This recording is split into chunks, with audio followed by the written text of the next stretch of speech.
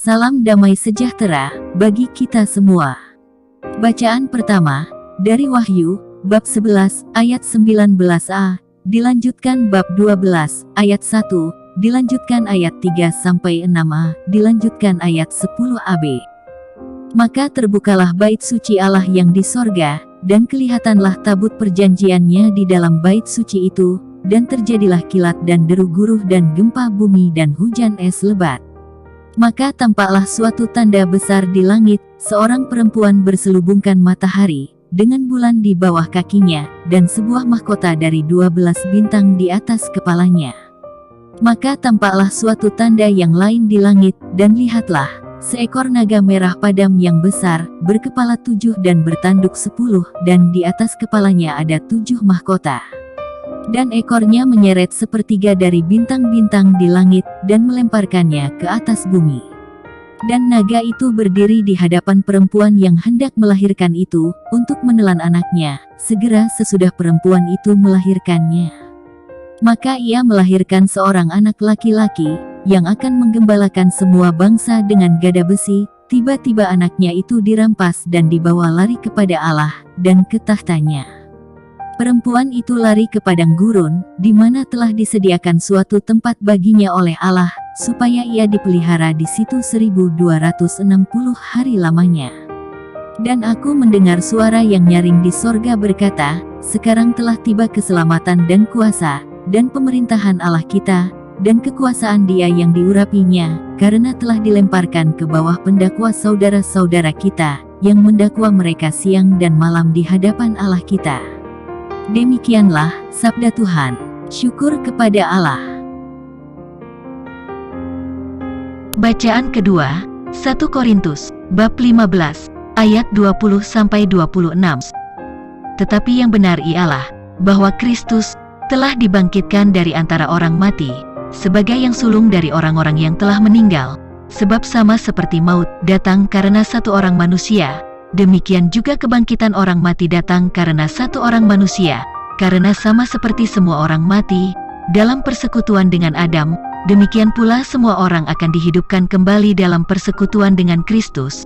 Tetapi tiap-tiap orang menurut urutannya, Kristus sebagai buah sulung, sesudah itu mereka yang menjadi miliknya, pada waktu kedatangannya, kemudian tiba kesudahannya, yaitu bila mana ia menyerahkan kerajaan kepada Allah Bapa, sesudah ia membinasakan segala pemerintahan, kekuasaan dan kekuatan, karena ia harus memegang pemerintahan sebagai raja, sampai Allah meletakkan semua musuhnya di bawah kakinya.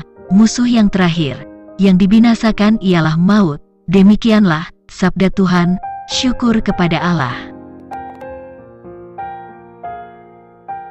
Bacaan Injil menurut Lukas, bab 1, ayat 39 sampai ayat 56. Beberapa waktu kemudian, berangkatlah Maria dan langsung berjalan ke pegunungan, menuju sebuah kota di Yehuda. Di situ ia masuk ke rumah Zakharia, dan memberi salam kepada Elisabet. Dan ketika Elisabet mendengar salam Maria, melonjaklah anak yang di dalam rahimnya, dan Elisabet pun penuh dengan Roh Kudus. Lalu berseru dengan suara nyaring, diberkatilah engkau, di antara semua perempuan, dan diberkatilah buah rahimmu. Siapakah aku ini, sampai ibu Tuhanku datang mengunjungi aku? Sebab sesungguhnya, ketika salammu sampai kepada telingaku, anak yang di dalam rahimku melonjak kegirangan. Dan berbahagialah ia, yang telah percaya, sebab apa yang dikatakan kepadanya dari Tuhan, akan terlaksana. Lalu kata Maria, jiwaku memuliakan Tuhan, dan hatiku bergembira karena Allah, Juru Selamatku. Sebab ia telah memperhatikan kerendahan hamba-Nya. Sesungguhnya, mulai dari sekarang, segala keturunan akan menyebut aku berbahagia. Karena Yang Maha Kuasa telah melakukan perbuatan-perbuatan besar kepadaku, dan namanya adalah kudus. Dan rahmat-Nya turun-temurun atas orang yang takut akan Dia. Ia memperlihatkan kuasa-Nya dengan perbuatan tangan-Nya, dan mencerai-beraikan orang-orang yang congkak hatinya. Ia menurunkan orang-orang yang berkuasa dari tahtanya, dan meninggikan orang-orang yang rendah. Ia melimpahkan segala yang baik kepada orang yang lapar, dan menyuruh orang yang kaya pergi dengan tangan hampa. Ia menolong Israel, hamba-Nya, karena Ia mengingat rahmat-Nya. Seperti yang dijanjikannya kepada nenek moyang kita, kepada Abraham, dan keturunannya untuk selama-lamanya.